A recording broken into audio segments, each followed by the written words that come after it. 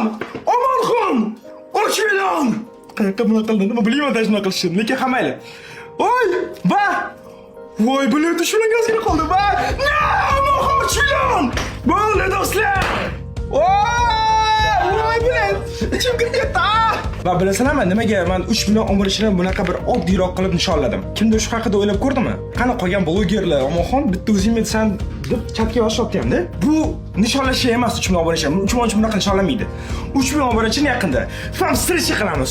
Juda ham katta sahna oldim. Kerak bo'lsa, o'z atiga 500 tagami, 1000 taga eng ko'p pul mo'ljallangan joy bo'lsa, men o'sha 3000, 4000, 5000 kerak bo'lsa 10 ming odam yig'moqchiman. Va hammani chaqirib, Omonxon aktivi qanaqaligini va onasini emsi mana shu 3-4 yillik mehnatni mevasi qanaqa bo'lishini ko'rsatmoqchiman. Men nafaqat tipa qichib bolaligimni ham maqtamoqchiman.